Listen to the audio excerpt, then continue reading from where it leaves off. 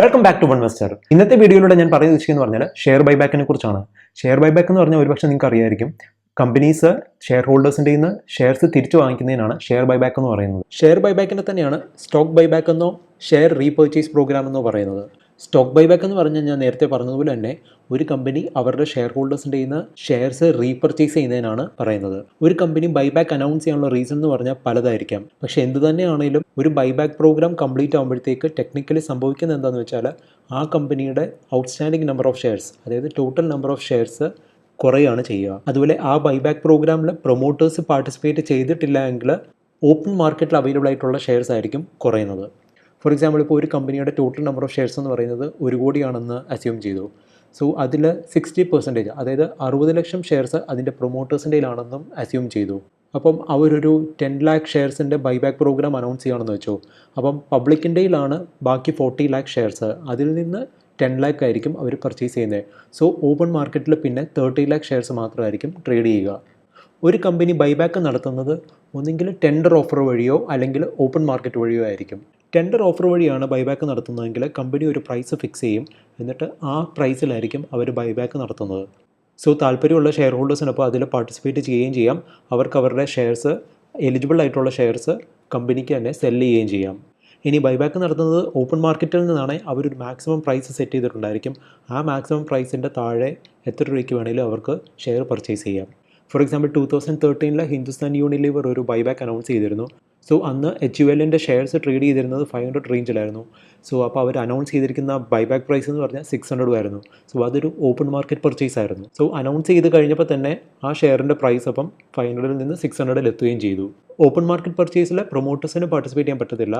Tender offer ആണെങ്കിൽ മാത്രമേ പ്രൊമോട്ടേഴ്സിന് participate ചെയ്യാൻ പറ്റത്തുള്ളൂ. ബൈബാക്കിൽ ടെൻഡർ ഓഫറിൻ്റെയും ഓപ്പൺ മാർക്കറ്റ് പർച്ചേസിൻ്റെയും കീ ഡിഫറൻസ് എന്ന് പറയുന്നത് നിങ്ങൾക്ക് ഈ ചാർട്ട് നോക്കുമ്പോൾ മനസ്സിലാവും. ടെൻഡർ ഓഫറിൽ കമ്പനി എക്സിസ്റ്റിംഗ് ഷെയർ ഹോൾഡേഴ്സിനൊരു ഓഫർ കൊടുക്കും. സോ അതെന്ന് പറഞ്ഞാൽ മാർക്കറ്റ് പ്രൈസിനേക്കാൾ ഒരു പ്രീമിയം പ്രൈസ് ആയിരിക്കും അവർ ഓഫർ ചെയ്യുന്നത്. സോ അപ്പം താല്പര്യമുള്ള ഷെയർ ഹോൾഡേഴ്സിന് അവരുടെ ഷെയർസ് കമ്പനിക്ക് തിരിച്ചു വിൽക്കാൻ പറ്റും. ഓപ്പൺ മാർക്കറ്റ് പർച്ചേസിൽ കമ്പനി ഒരു പ്രൈസ് സെറ്റ് ചെയ്യും. ആ പ്രൈസിലോ അല്ല അതിൽ താന്നോ ഒരു റേറ്റിൽ കമ്പനിക്ക് ഡയറക്റ്റ്ലി മാർക്കറ്റിൽ നിന്നത് പർച്ചേസ് ചെയ്യാൻ പറ്റും. ടെൻഡർ ഓഫർ വഴിയുള്ള ബൈബാക്ക് പ്രോഗ്രാമിൽ നിങ്ങൾ അറിഞ്ഞിരിക്കേണ്ട കാര്യമെന്ന് പറഞ്ഞാൽ അക്സെപ്റ്റൻസ് റേഷ്യോ ആണ്. ഇപ്പം ഒരു കമ്പനി ബൈബാക്ക് പ്രോഗ്രാം അനൗൺസ് ചെയ്യുമ്പോഴത്തേക്ക് അതിനർത്ഥം നിങ്ങളുടെ കയ്യിലുള്ള ഷെയർസ് മൊത്തം ആ കമ്പനി വാങ്ങിക്കുമെന്നല്ല. ഫോർ എക്സാമ്പിൾ TCS ഒരു ബൈബാക്ക് പ്രോഗ്രാം അനൗൺസ് ചെയ്തിരുന്നു 2850 റുപ്പീസിന്. അന്നത് അനൗൺസ് ചെയ്തപ്പം അതിൻ്റെ മാർക്കറ്റ് പ്രൈസ് എന്ന് പറഞ്ഞാൽ 2500 ഉണ്ടായിരുന്നുള്ളൂ. അവർ ബൈബാക്കിലൂടെ റീപർച്ചേസ് ചെയ്യാൻ പ്ലാൻ ഇട്ടതെന്ന് പറഞ്ഞാൽ 5.6 crore ഷെയർസും ആയിരുന്നു. സോ അതെന്ന് പറഞ്ഞാൽ ആ ടോട്ടൽ നമ്പർ ഓഫ് ഷെയർസിൻ്റെ 10% അറൗണ്ട് ആയിരുന്നു. അതായത് നിങ്ങളുടെ കയ്യിൽ 100 ഷെയർ ഉണ്ടെങ്കിൽ അതിൽ 10 മാത്രമേ അവർ പർച്ചേസ് ചെയ്യത്തുള്ളൂ നിങ്ങളുടെ കയ്യിൽ നിന്ന്. ആ റേഷ്യോ ഇമ്പ്രൂവ് ചെയ്യണമെന്നുണ്ടെങ്കിൽ എക്സിസ്റ്റിംഗ് ഷെയർ ഹോൾഡേഴ്സിൽ കുറേ പേര് അവർ ഈ ഓഫറിൽ പാർട്ടിസിപ്പേറ്റ് ചെയ്തിട്ടില്ലെങ്കിൽ ആ 10ൻ്റെ സ്ഥാനത്ത് മേ ബി 10 or 12 വരെ ആയേക്കാം. സോ ഒരിക്കലും ഒരു കമ്പനി ബൈബാക്ക് അനൗൺസ് ചെയ്യുമ്പോൾ അതിൻ്റെ സ്റ്റോക്ക് പോയി പർച്ചേസ് ചെയ്യരുത്. നിങ്ങളുടെ കയ്യിലുള്ള ഷെയർസ് എല്ലാം അവർ പർച്ചേസ് ചെയ്യുമെന്ന് അസ്യൂം ചെയ്തുകൊണ്ട്. ഇനി എന്തുകൊണ്ടാണ് കമ്പനീസ് ബൈബാക്ക് അനൗൺസ് ചെയ്യുന്നതെന്നാണ് പറയാൻ പോകുന്നത്. ഞാൻ നേരത്തെ പറഞ്ഞതുപോലെ തന്നെ അതിന് മൾട്ടിപ്പിൾ റീസൺസ് ആകാം. പക്ഷേ അതിലേറ്റവും പ്രധാനവും ഏറ്റവും ജെന്യൂനും ആയിട്ടുള്ള റീസൺ എന്ന് പറഞ്ഞാൽ കമ്പനി ബിലീവ് ചെയ്യുകയാണ് അവരുടെ സ്റ്റോക്ക് അണ്ടർ വാല്യൂഡ് ആണെന്ന്. ഫോർ എക്സാമ്പിൾ, നിങ്ങളൊരു ലിസ്റ്റഡ് കമ്പനിയുടെ ഓണർ ആണെന്ന് അസ്യൂം ചെയ്തോളൂ. സോ ആ കമ്പനിയെപ്പറ്റി ഏറ്റവും നല്ലതായിട്ട് അറിയാവുന്നത് നിങ്ങൾക്ക് തന്നെയായിരിക്കും. സോ നിങ്ങൾക്കറിയാം ആ കമ്പനി നല്ല രീതിയിൽ തന്നെയാണ് മുന്നോട്ട് പോയിക്കൊണ്ടിരിക്കുന്നത്, അതിന് നല്ല ഗ്രോത്ത് പൊട്ടൻഷ്യൽ ഉണ്ടെന്നുള്ളത് നിങ്ങൾക്കറിയാം. പക്ഷേ നിങ്ങളുടെ കമ്പനിയുടെ സ്റ്റോക്ക് പ്രൈസ് അതിനനുസരിച്ച് മൂവ് ചെയ്യുന്നുമില്ല. ഫോർ ഇൻസ്റ്റൻസ്, നിങ്ങളുടെ ഐസിൽ ചിലപ്പോൾ നിങ്ങളുടെ കമ്പനിയുടെ സ്റ്റോക്കിൻ്റെ വാല്യൂ മേ ബി 200 റുപ്പീസ് കാണുമായിരിക്കും. പക്ഷേ ഇപ്പോഴത്തെ മാർക്കറ്റ് പ്രൈസ് എന്ന് പറഞ്ഞാൽ 100 റുപ്പീസേ ഉള്ളായിരിക്കും. സോ നിങ്ങളുടെ കമ്പനി ക്യാഷ് റിച്ച് ആണെങ്കിൽ നിങ്ങൾക്ക് ആ ക്യാഷ് യൂസ് ചെയ്ത് തന്നെ നിങ്ങളുടെ എക്സിസ്റ്റിംഗ് ഷെയർ ഹോൾഡേഴ്സിൻ്റെ നിന്ന് ഷെയർസ് റീപർച്ചേസ് ചെയ്യാൻ പറ്റും. അങ്ങനെ ചെയ്യുമ്പോൾ ഞാൻ നേരത്തെ പറഞ്ഞതുപോലെ തന്നെ ടെക്നിക്കലി സംഭവിക്കുന്നത് പറഞ്ഞാൽ ടോട്ടൽ നമ്പർ ഓഫ് ഷെയർസ് കുറയുകയാണ് ചെയ്യുക. So total number of shares കുറയുമ്പോഴത്തേക്ക് കുറേ ഫൈനാൻഷ്യൽ റേഷ്യോസും ഇമ്പ്രൂവ് ചെയ്യും. അതിലേറ്റവും പ്രധാനം EPS അഥവാ ഏർണിങ്സ് പെർ ഷെയർ ആണ്. ഫോർ എക്സാമ്പിൾ, ABC എന്ന് പറയുന്ന ഒരു കമ്പനിയുടെ ആനുവൽ പ്രോഫിറ്റ് എന്ന് പറയുന്നത് 1 crore ആണെന്ന് അസ്യൂം ചെയ്തു. സോ അതിൻ്റെ ടോട്ടൽ നമ്പർ ഓഫ് ഷെയർസ് എന്ന് പറയുന്നത് 10 lakhs ആണെന്നും അസ്യൂം ചെയ്തു. സോ ഏർണിങ്സ് പെർ ഷെയർ എന്ന് പറയുന്നത് ആ total earnings divided by total number of shares ആണ്.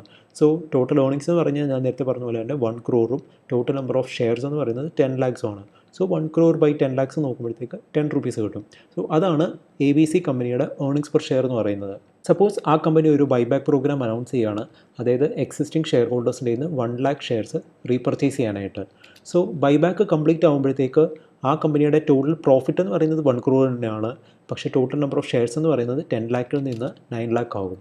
സോ EPS എന്ന് പറയുന്നതും total earnings by total number of shares ആണ്. സോ നേരത്തെ ആയിരുന്നെങ്കിലും കമ്പനിയുടെ പ്രോഫിറ്റ് എന്ന് പറയുന്നത് 1 crore ആണ്. ആഫ്റ്റർ ബൈബാക്ക് ആണെങ്കിലും അത് 1 crore തന്നെയാണ്. സോ പക്ഷേ ടോട്ടൽ നമ്പർ ഓഫ് ഷെയർസ് എന്ന് പറയുന്നത് നേരത്തെ 10 lakhs ആയിരുന്നു. പക്ഷേ ഇപ്പോൾ അത് 9 lakhs ഉള്ളൂ. സോ 1 crore ബൈ 9 lakhs ചെയ്യുമ്പോഴത്തേക്ക് ഏർണിങ്സ് പെർ ഷെയർ എന്ന് പറയുന്നത് അവിടെ 11.11 ആയി. നല്ല കോർപ്പറേറ്റ് ഗവർണൻസ് ഉള്ള കമ്പനികൾ, അതായത് വെൽ മാനേജ്ഡ് ആയിട്ടുള്ള കമ്പനികൾ ബൈബാക്ക് പ്രോഗ്രാംസ് അനൗൺസ് ചെയ്യുമ്പോഴത്തേക്ക് അവരുടെ ഇൻവെസ്റ്റേഴ്സിൻ്റെ കോൺഫിഡൻസും കൂട്ടും അത്. കാരണം ആ ബൈബാക്ക് പ്രൊമോട്ടേഴ്സിൻ്റെ കോൺഫിഡൻസിനെയാണ് കാണിക്കുന്നത്. അതുകൊണ്ട് തന്നെയാണ് ഞാൻ നേരത്തെ പറഞ്ഞതുപോലെ തന്നെ ഹിന്ദുസ്ഥാൻ യൂണിലിവറിൻ്റെ ബൈബാക്ക് പ്രൈസ് എന്ന് പറഞ്ഞാൽ 600 rupees ആയിരുന്നു. ആ ബൈബാക്ക് പ്രോഗ്രാം കംപ്ലീറ്റ് ആയി കഴിഞ്ഞിട്ടും ആ സ്റ്റോക്കിൻ്റെ പ്രൈസ് ആ ബൈബാക്ക് ലെവലിൽ നിന്ന് താഴോട്ടധികം പോയിട്ടില്ല. സോ നിങ്ങൾക്ക് ഈ ചാർട്ട് നോക്കുമ്പോൾ കാണാം 600 rupees നിന്ന് അത് ഇന്ന് 1800 rupees അറൗണ്ടാണ് ട്രേഡ് ചെയ്യുന്നത്. ബൈബാക്കിൻ്റെ വേറൊരു റീസൺ എന്ന് പറഞ്ഞാൽ പ്രൊമോട്ടേഴ്സിന് അവരുടെ കമ്പനിയിലുള്ള സ്റ്റേക്ക് ഇൻക്രീസ് ചെയ്യേണ്ടപ്പോഴാണ്. അതുപോലെ ബൈബാക്ക് നടത്തുമ്പോഴത്തേക്ക് പ്രൊമോട്ടേഴ്സിൻ്റെ സ്റ്റേക്ക് ഇൻക്രീസ് ആകുക മാത്രമല്ല, ഒരു ടേക്ക് ഓവർ റിസ്ക് അവോയ്ഡ് ചെയ്യാനും അവർക്ക് പറ്റും. ഫോർ എക്സാമ്പിൾ, ഈ അടുത്ത കാലത്ത് മൈൻട്രി ഒരു ബൈബാക്ക് പ്ലാൻ ചെയ്തിരുന്നു. L&T അവരെ ടേക്ക് ഓവർ ചെയ്യാൻ ശ്രമിച്ചപ്പോഴത്തേക്ക്. ബൈബാക്കിൻ്റെ വേറൊരു പർപ്പസ് എന്ന് പറഞ്ഞാൽ ഒരു കമ്പനിയുടെ ഷെയർ പ്രൈസ് ഇപ്പോൾ താഴോട്ട് തന്നെയാണ് പോയിക്കൊണ്ടിരിക്കുന്നതെങ്കിൽ അവരുടെ കയ്യിൽ ക്യാഷ് ഉണ്ടെങ്കിൽ അവർ മേ ബി ഒരു ബൈബാക്ക് അനൗൺസ് ചെയ്യും. അതായത് താഴോട്ട് പോകുന്ന സ്റ്റോക്ക് പ്രൈസിനെ ഒന്ന് പിടിച്ചു നിർത്താനായിട്ട്. പക്ഷേ അതൊരിക്കലും ഒരു ഇൻവെസ്റ്റർ പോയിന്റ് ഓഫ് വ്യൂവിൽ പോസിറ്റീവായിട്ട് വരുന്നില്ല. കാരണം അവരുടെ സ്റ്റോക്ക് പ്രൈസ് താഴോട്ട് പോകുന്നതിൻ്റെ റീസൺ എന്ന് പറഞ്ഞാൽ പലതായിരിക്കാം. സോ കമ്പനി ഒരു ബൈബാക്ക് അനൗൺസ് ചെയ്തെന്ന് പറഞ്ഞുകൊണ്ട് അവരുടെ ഫണ്ടമെൻ്റൽസോ അല്ലെങ്കിൽ ഗ്രോത്ത് പൊട്ടൻഷ്യലോ ഇമ്പ്രൂവ് ചെയ്യണമെന്നില്ല. ഫോർ എക്സാമ്പിൾ, ഡോക്ടർ റെഡീസ് 2016 ഒരു ബൈബാക്ക് പ്രോഗ്രാം അനൗൺസ് ചെയ്തിരുന്നു. സോ അന്നത്തെ ബൈബാക്ക് പ്രൈസ് എന്ന് പറഞ്ഞാൽ 3500 rupees ആയിരുന്നു. സോ ഇന്നിപ്പോൾ നിങ്ങൾക്ക് അതിൻ്റെ ചാർട്ട് നോക്കിയാൽ കാണാൻ പറ്റും 3 വർഷം കഴിഞ്ഞിട്ടും ഡോക്ടർ റെഡീസിൻ്റെ ഷെയർ പ്രൈസ് എന്ന് പറയുന്നത് അന്നത്തെ 3500 rupeesനേക്കാളും താഴെയാണ്. ഈ വീഡിയോ ഇൻഫോർമേറ്റീവ് ആയിട്ട് നിങ്ങൾക്ക് തോന്നിയിട്ടുണ്ടെങ്കിൽ എൻ്റെ ചാനൽ സബ്സ്ക്രൈബ് ചെയ്യുക. So good bye, until the next video.